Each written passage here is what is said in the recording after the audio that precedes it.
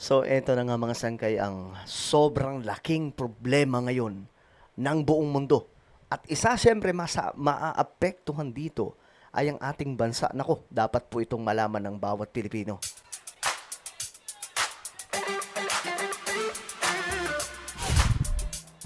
Hello guys, what's up? This is me. We are back dito sa ating channel. Okay, pag-usapan po natin mga sangkay itong pumutok ngayon na malaking problema. Maliban po sa digmaan, mayroon pa pong isa. At ito, kapag tuluyan na po itong sinara, mga sangkay, itong pag-uusapan natin ngayon, buong mundo maaapektuhan, babagsak ang ekonomiya ng lahat ng mga bansa. So, napakadelikado po nito. Pag-usapan po natin itong mga sangkay.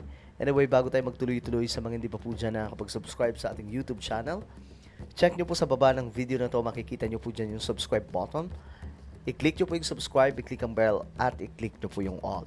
At sa mga nanonood po sa Facebook, i-follow nyo po yung ating Facebook page. Okay.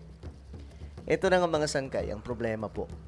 Itong gulo doon sa Middle East, mayroon pong isang daanan, okay, ng oil. Pinakakalsada po yan, mga sangkay, na kung saan sa ngayon daw ay isinara na nga po ng Iran.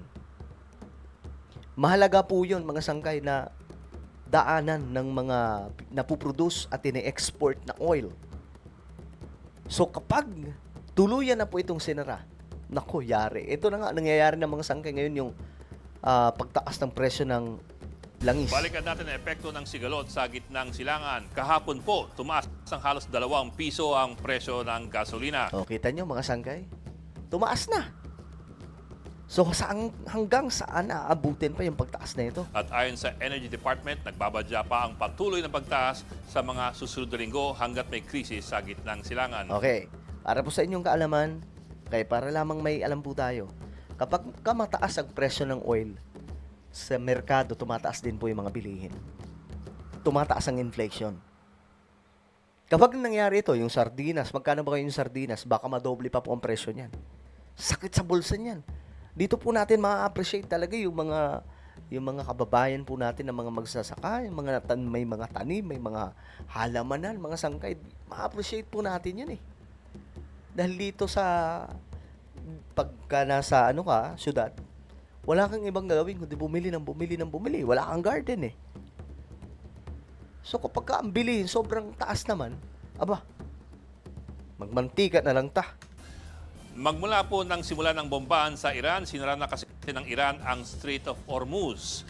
Bakit mahalaga itong makitid na daanan na ito sa pagitan po ng Iran at ng United Arab Emirates? Ayan, ito po yun mga sangkay. Ito po yung Saudi Arabia, ito po yung UAE, ito po yung Iran. Itong mga nagpo-produce ng oil sa Middle East, dito po dumadaan sila. Ayan. Ito pong Strait of Hormuz, ito po yung pinaka-gateway bago lumabas dito. Kapag sinara yan, walang langis ang buong mundo. Kapag walang langis, guys, magkukulaps ang lahat ng ekonomiya. So malaking problema po talaga ito, mga sangkay. Ito lang kasi ang lagusan ng Persian Gulf palabas po ng Gulf of Oman papunta sa iba't ibang bahagi ng daigdig.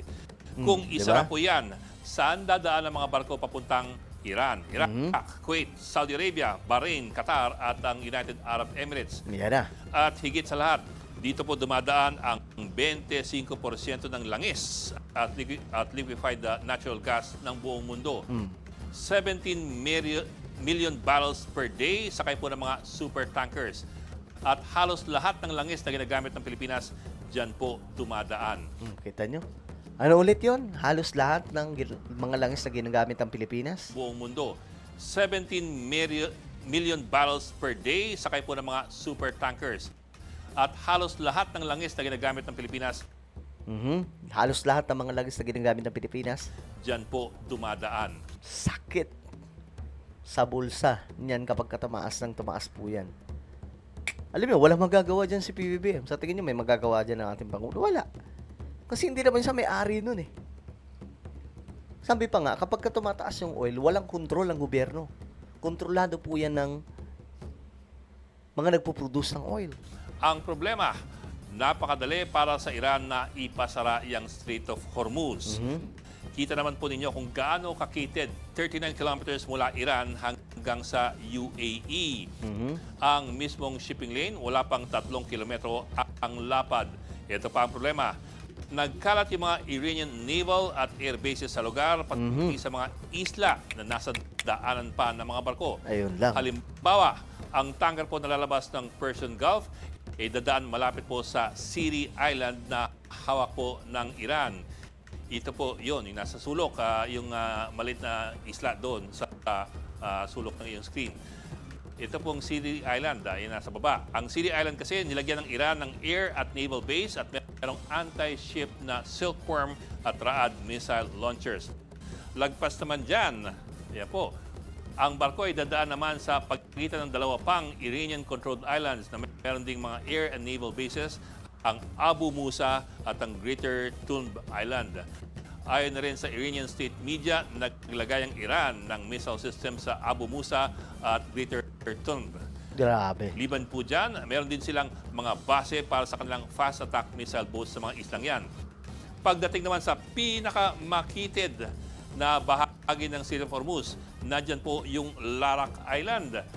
At the very least, meron po itong Chinese-made Silkworm anti-ship missile systems. Pero ang talagang panganib ay galing po sa Bandar Abbas, yung nasa taas.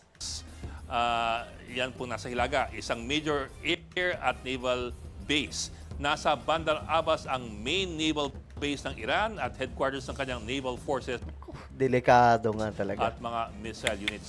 Dito po tinetesting at binubuo yung mga cruise missiles ng Iran. Sa pag-aaral ng Center for Strategic and International Studies noong 2014, kritikal ang mga Iranian base na ito dahil napakadali po nilang ipasara ang Strait of Hormuz. Kasi nga nakatutok doon yung mga armas nila. May mga anti-ship missile sila dyan nakatutok na. Ganyan po kaganid yung Iran, mga sangkay. No? Ganyan po sila mga loko po talaga. Ang buong daanan kasi ay sakop ng missile range ng mga Iranian bases na yan at playground po ng kanilang mga fast attack missile boats. At yan po ang malaking problema ngayon ng Pilipinas. Dahil umaasa lamang tayo sa Middle East oil, hanggat sarado ang gripo, magmamahal ang bawat patak ng langis. Ako po. So yan po yung malaking problema ngayon ng Pilipinas at hindi lang Pilipinas kundi buong mundo. Especially in China. Kasi yung China, 80% ng oil ng Iran, doon po sila kumukuha. Sa Iran, mga sangkay. So, sabi pa nga ng mga analyst, kapag nagsara po ng tuluyan yan, ang number one na maaapektuhan ay ang China. Magkukulaps ang ekonomiya.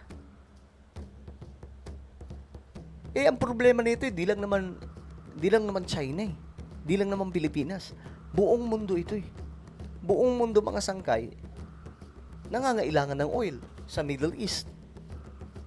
Like Saudi Arabia, Iran, at iba pa dyan, mga sangkay, na producer ng oil. Kasi ang Middle East ang pinaka nagpo-produce talaga ng oil sa buong mundo. Kasi ang problema, kapag tumaas yung oil, good luck po talaga. Mataas yung mga bilihin. Wala po tayong magagawa dyan. Ay, goodness. Well, ano po ang inyong opinion? Comment down below. Sana po matapos na yung digmaan na to, no? Meron po tayong YouTube channel. Ito po ay Sangkay Revelation. Hanapin nyo po ito ngayon sa YouTube. Kapag nakita nyo na, i-click nyo po yung subscribe, i-click ang bell, at i-click nyo po yung all. Ako na po ay magpaalam. Mag-iingat pong lahat. God bless everyone.